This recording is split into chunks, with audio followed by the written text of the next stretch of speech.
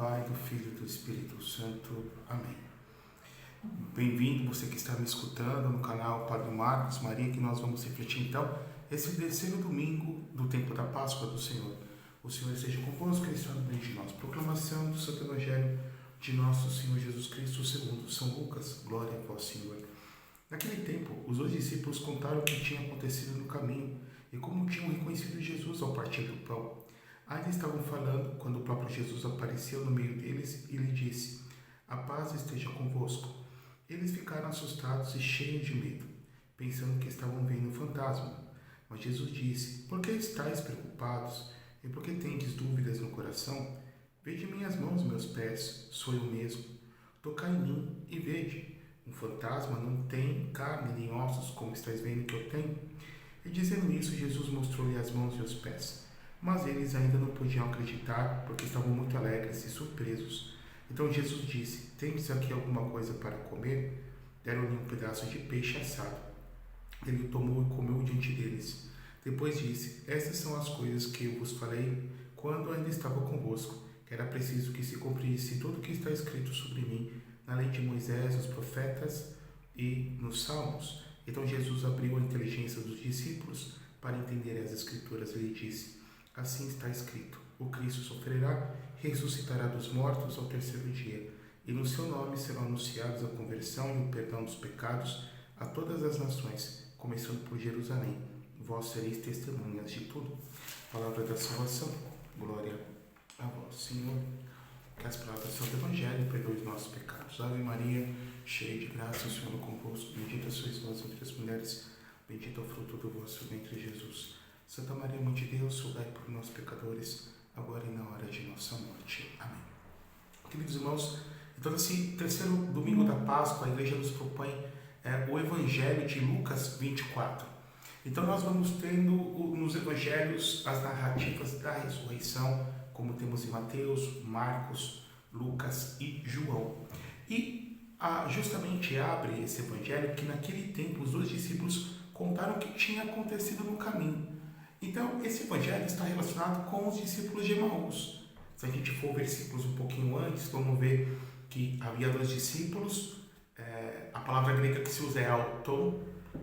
A gente não sabe se era homem ou mulher, mas provavelmente eram dois homens. Há, porém, teorias que poderia ser um casal. Um dos nomes nós temos que é Cleófas, que a tradição diz que era irmão de São José, chamado também de Alfeu. E eles estavam caminhando pelo caminho, entra uma terceira personagem, que é o próprio Jesus, porém eles não reconhecem no primeiro momento, e Jesus vai explicando Moisés, ou seja, a Torá. Jesus explica os profetas, ou seja, o Ketuvim, e Jesus ele explica os salmos, o Tifilim, os escritos do restante das escrituras, ou seja, Nosso Senhor ele vai passando Moisés, a lei, os profetas, vai passando os escritos, o Nebim, e vai passando principalmente os salmos, ou seja, as profecias que provavam que ele é o Messias. E nos diz então que ele faz de conta que vai por um caminho, os discípulos falam: "Não fica com a gente." Eles estão indo para uma cidadezinha, um povoado chamado Emaús. E aí, quando Jesus parte o pão, ele benze, eles recordam da narrativa da última ceia, eles recordam da Eucaristia, e Jesus desaparece diante dos seus olhos. E eles correm então para Jerusalém. Então, é justamente quando eles chegam, né, de Emaús para Jerusalém, os dois discípulos contaram o que tinha acontecido. Nós vimos o Senhor. E que coisa interessante, a preocupação que Jesus tem de poder, a partir das Escrituras, dizer para ele que é o Messias. Claro que nós católicos, como já abraçamos uma religião elaborada, uma religião construída, nós não temos a menor dificuldade em reconhecer Jesus como Messias. Mas quando a gente pensa 2000 anos atrás, as pessoas que eram pagãs, que adoravam cada qual os seus deuses e que tinham muito contato com os judeus, principalmente por meio do comércio, e de repente eles escutavam falar de Jesus de Nazaré, escutavam falar de Yeshua HaMashiach, Jesus Cristo, e percebiam que o próprio povo de Jesus, o próprio povo oriundo de Jesus, o o povo hebreu, o povo judeu, havia rejeitado ele. Então, essa categoria de Cristo, Machia, é uma categoria judaica. E nós adoramos um Messias que foi rejeitado pelo seu próprio povo, pelo povo de Israel. Sabemos, a partir de Romanos 9, 10 e 11, que os judeus, um pouco antes da parousia, um pouco antes da vinda de Jesus, eles vão reconhecer Jesus como o seu Messias também. E nosso Senhor diz: a paz esteja convosco. E, claro, evidentemente, o Shalom Adonai, o Shalom, que significa não apenas a paz como ausência de conflitos, mas o desejo de felicidade. E a palavra de Deus é performativa. O que significa isso? A palavra de Deus, ela realiza aquilo que ela diz. E que coisa interessante, que mesmo eles com medo, né, porque pensavam que Jesus fosse um fantasma, e nosso Senhor vem dizer: não sou fantasma, porque o fantasma não tem carne nem ossos. Vemos aqui, queridos irmãos, como que uma fenomenologia. O que significa isso? Jesus ressuscitou dos mortos com o seu mesmo corpo. Por mais que existam teólogos por aí, principalmente aqueles que levam o método histórico-crítico até as últimas raias, podemos assim dizer, que vem separar, dicotomizar o Jesus da história, o Jesus da fé, até as últimas consequências. Não, de fato, ele ressuscitou dos mortos. Com o mesmo corpo que recebeu da bem-aventurada sempre Virgem Maria, formado pelo Espírito Santo, este mesmo corpo concebido, sem esperma de homem, ou seja, sem cooperação masculina, este mesmo corpo que sofreu na paixão, que foi destroçado, este mesmo corpo que, como nos diz o profeta Isaías, capítulo 53, 54, 55, que ele não parecia mais um homem, mas um verme. Este mesmo corpo que ressuscita glorioso, ressuscita de uma forma espiritualizada, e ele faz questão de mostrar. A própria palavra da ressurreição, a anastasis, significa isso: ele se levanta dos mortos porque ele está em pé. Ele é o Cordeiro que foi imolado desde a fundação do mundo, mas que na nossa história foi externalizado esse sacrifício redentor que ele já previamente realizou por cada um de nós. Que coisa tão bonita, meus queridos irmãos e irmãs.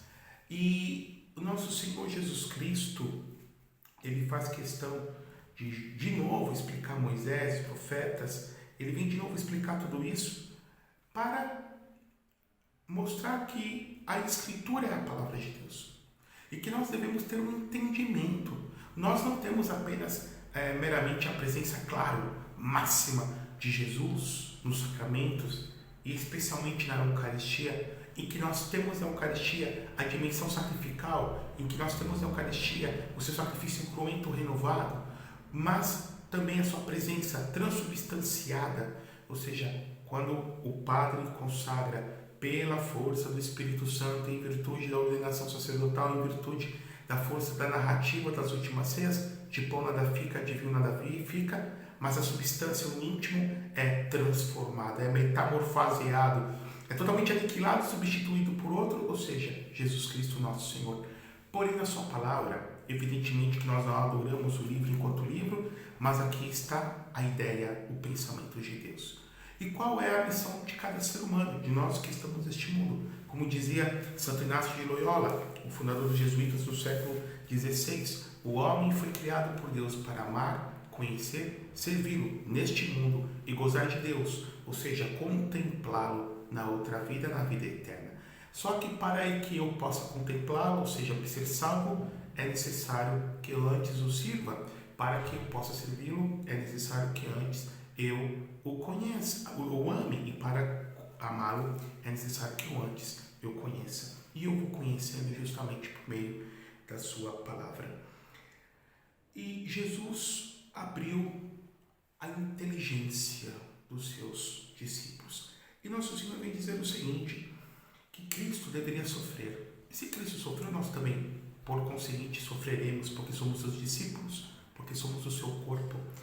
E que no nome dele seria anunciado a conversão, a metanoia, a mudança de vida.